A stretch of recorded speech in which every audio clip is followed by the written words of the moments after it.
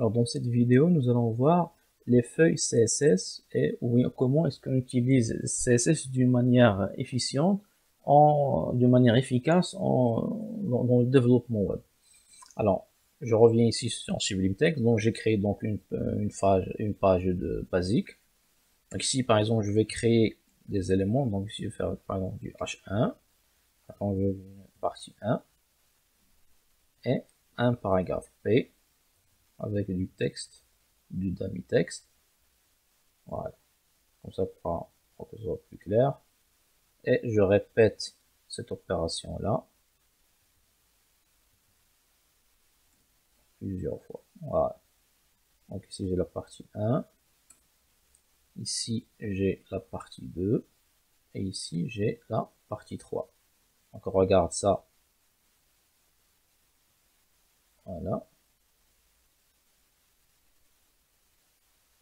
Voilà. Donc partie 1, partie 2 et partie 3. Très bien. Alors maintenant, si je veux changer par exemple l'aspect ou bien la couleur de H1. Donc, normalement, donc ce qu'on savait faire, c'est à chaque fois de faire ici style, color, par exemple red. D'accord? Donc pour avoir cet effet-là. Il faut le faire à chaque fois pour tous ces H1. Donc ici, ici, ici. Donc c'est pénible. Alors, comme première solution, donc nous avons créé des styles ici, la balise style dans le head. Voilà.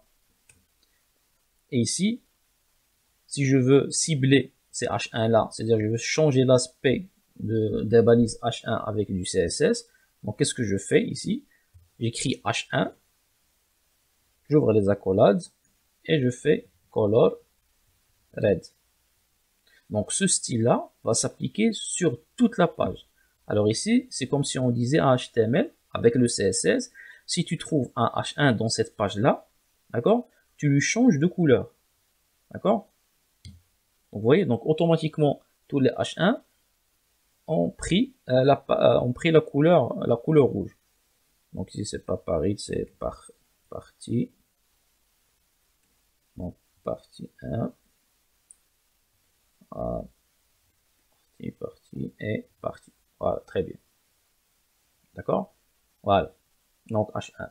Alors maintenant, si je veux, par exemple, avoir la couleur, changer la couleur de ce paragraphe-là. Alors maintenant, ce qu'on sait faire jusqu'à maintenant, c'est faire P, color, c'est-à-dire tous les paragraphes vont être de couleur, on va dire, on va faire blue. Point virgule. Voilà. Alors regardez ce qui se passe. Donc tous les paragraphes maintenant sont bleus. Alors maintenant, supposons que je veux uniquement que ce paragraphe-là et ce paragraphe-là soient bleus, et que le reste des paragraphes, si jamais il y en a, ils aient la couleur par défaut, c'est-à-dire le noir. Alors pour cela, donc qu'est-ce qu'il faut faire? Donc là, il faut créer des classes. C'est-à-dire que nous, on va définir des styles à nous, d'accord, qui sont propres à nous. Je vais faire par exemple ici par exemple, je vais créer une classe à moi. Je vais faire ici par exemple que cette balise-là, toute cette balise-là va avoir une classe CSS qui s'appelle par exemple style 1. D'accord? Alors, ce nom de classe, je peux le choisir comme je veux. Je peux choisir style 1, je peux lui donner mon nom, je peux lui donner n'importe quel nom. D'accord? Donc ici, c'est pas vraiment, c'est pas spécifique. C'est pas comme ici dans les balises. Donc là, il faut que je respecte le nom des balises. D'accord? Mais ici, c'est un nom au choix que je saisis. Alors maintenant, puisque j'ai donné ici à ce paragraphe, donc style 1, puisque je veux que ce deuxième paragraphe ait le même aspect que celui-là, donc ici aussi, je vais lui donner la même classe. Donc ici, je vais faire classe, style 1. Voilà. Donc jusqu'à maintenant, donc qu'est-ce qui va se passer? Donc regardez, rien ne s'est passé. Pourquoi? Parce que je n'ai pas encore défini dans ce style 1, donc qu'est-ce qu'il a de si particulier? D'accord? Alors là, je vais revenir ici à la partie head, entre la balise style et fin style. et je vais écrire, je vais lui dire ici, donc style 1, donc voici à quoi il ressemble. Et pour faire la différence entre les balises et les classes que je crée moi-même, ici, je vais insérer un point.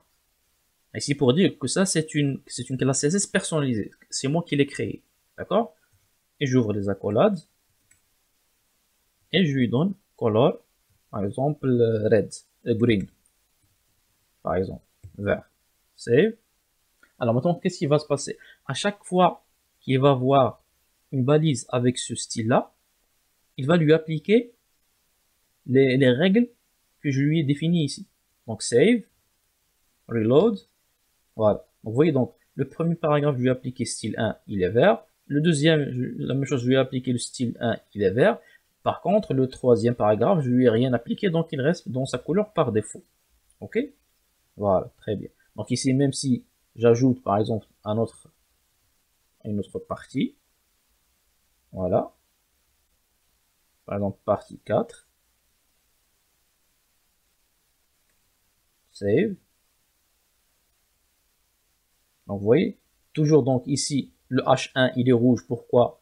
Parce qu'il a été défini ici que tous les H1 vont avoir cette couleur-là. Par contre, ce style-là, avec le texte vert, je ne l'ai appliqué que sur des éléments que moi j'ai choisis. Et il n'a pas été appliqué par défaut à tous les paragraphes. Ok? Voilà, très bien. Donc ça, c'est pour ce qui est des styles et des classes. Alors ici, il faut faire très attention.